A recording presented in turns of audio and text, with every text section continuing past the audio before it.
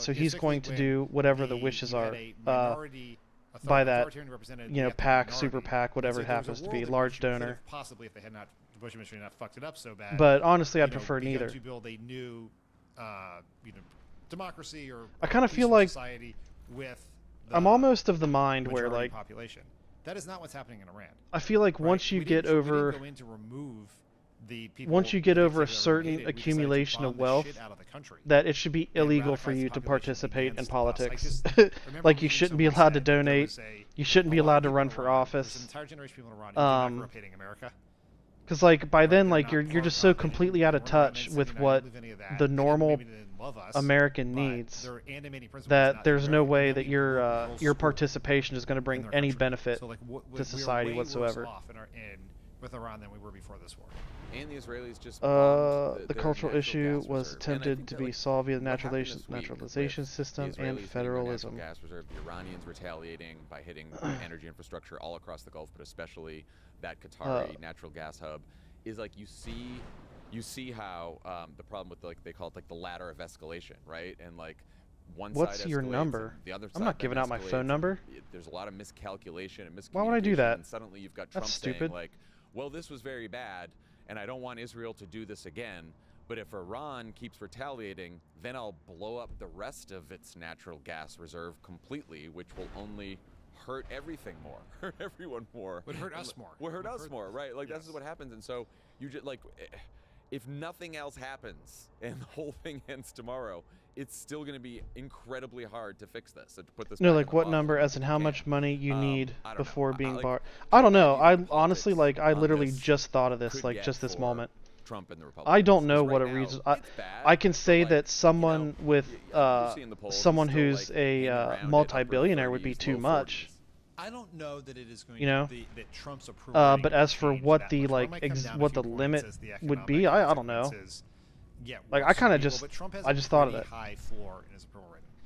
The problem for Republicans here is this wasn't something I had ever considered until this very moment. Right. I'd push it back further. Federalism is no bueno. They never understood why we're going into it. You have polls that show.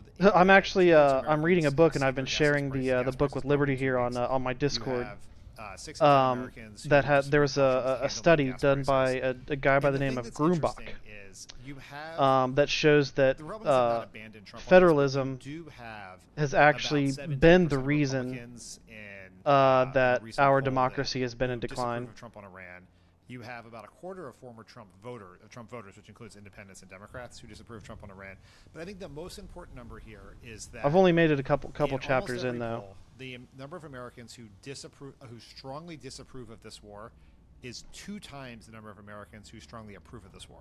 So Trump supporters will say they approve of him for it, but they're not excited about this. They don't think it's a good idea. They don't like it. It's reflexive partisanship, and that is very, very bad for turnout in a midterm. Right? There was just like this is not. You think about maybe the Kavanaugh confirmation in 2018, which fired up both sides. In regards to the or maybe even immigration, the number regarding how much wealth they would have before being barred, it infuriates independents. I would say it should be incremental. On top of higher gas prices and inflation, Trump and Pete Hegseth are also asking us to pay another $200 like somebody who's billion there's no reason for somebody who's a multimillionaire to participate in a city council. You know what I mean? However,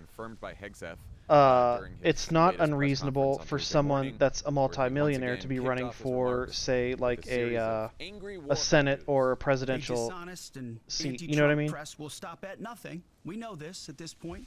Because once you've made it to that level, then chances are you've got like a good history of like education and employment or whatever it happens to be under your belt. They want President Trump to fail. We hold the cards. We have objectives. Aw, here's Hegseth Those coping. Objectives are clear. We have allies pursuing objectives as well.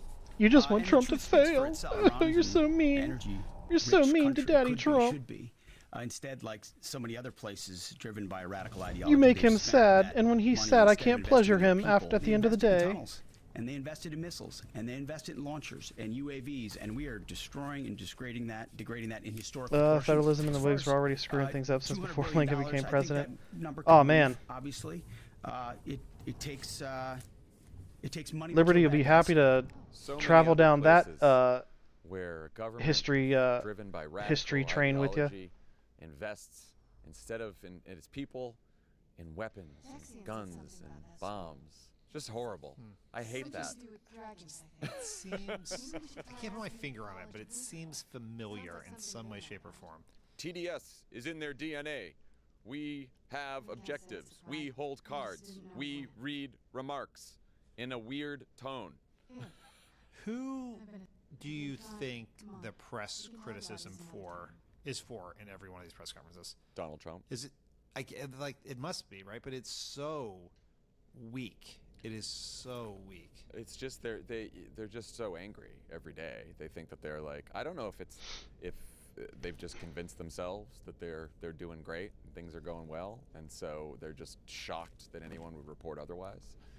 But I mean, clearly they have thin skin, and he doesn't like the press, which is why he hybrid most of them out of the system briefing room and banned them takes from the qualities Pentagon. decentralization to make federalism good. National like the powers which press. patch the holes of inefficiency or most of them. Once the idea of federalism by itself usually talked about fails. A high-ranking defense official. He talked about cable news punditry in that briefing Yeah, like today.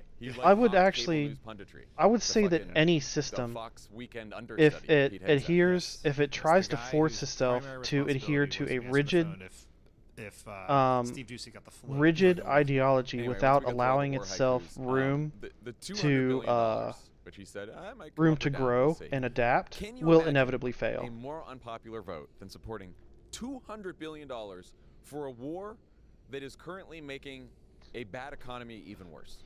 Right now, I'm much more concerned with reestablishing No, a I coherent cannot. hard I stack think that it fixes would be- epistemology and morality. We The coherent form asked works this towards question cultural homogeneity without about that at a the base level Big governance, Beautiful Bill. Like, could you imagine a which is bill downstream, that is not cut going to Medicaid adhere and food to stamps and any then took that kind money and of gave it ethic. to millionaires and billionaires for tax cuts? Can you imagine something worse than that? Like when I Yes, when we I see can, the John. term A $200 cultural billion for homogeneity, an agency that has a $1 trillion budget like for that, a it war sets no one off. wants and is raising your gas It's prices. kind Is of a that what red that should be flag worse to for? me. Because I kind of hear the same thing horrific when from it the was gonna far be right $50 billion. wingers, like Yes, people like yes. Nick If they came Fuentes, in with $15 billion, that say that I would people think it'd be a have bad to vote. adhere In to fact, a white part of me culture. thinks, You know what I mean? And I don't know, they're probably not this smart. So when I but see part of that me term, thinks that cultural they homogeneity, need that's what I 200 think billion of when so I they could see go that. down to 100 billion It's or kinda- 50 billion and be like, see, it's I don't not know. that bad after all. We compromised. We looked around and we cut some corners. And That we felt sets like off we can do it for red 50. flags. We don't need 200. I think this number will come down because I think Congress is not going to want to do. This is true without any basic reforming of societal standards. Nobody will care about words on paper. Yeah, Leaking and that's kind of one of the ahead main White House points getting that the I number have. to try to lock That's it one of the in. main gripes, which So I've it's mentioned like the before, that I military have says with the this is what we Constitution. Because this is something that the military is. It's sort like of I feel like it notorious should for. be Their a quote unquote appropriations is living to document, so to speak. put the number out there because they think if it comes from the military, it's more likely to be passed. Like the before White House basic tries to come down. The principles White House should certainly wouldn't wanna remain, be but there caught, should be room to reducing the grow number. and But you can adapt see a world- I to I think you this is know a smaller number when it goes to Congress just because the there's a current reality of trying to fix it. society. But even still, I don't care if they come down at 100. I don't care if they come Well, at the 50. far right, just like the far This left, is very good at diagnosing issues, just not horrendous great at providing vote, something coherent, that every ethical Democrat should vote solutions. against. It is voting for this would be insane in my mind. Insane. Again, the under Donald Trump, Congress Ah, approved but what is about ethical? $1 trillion. Yes. For the How do you Pentagon. determine it's $1 ethical? trillion. Where'd that money go, John? Where'd that money go? $200 Shit, billion. what was I doing? Again, these are like big numbers, sort of hard to get your head around them. I did this with the $50 billion when we thought it was going to be $50 billion. Here's what $200 billion could do if for the government. This is what the government could do with $200 billion. Could restore Obamacare subsidies for 22 million Americans. The Constitution who is just living in lost their application subsidies and and static in watching their text. premiums go up.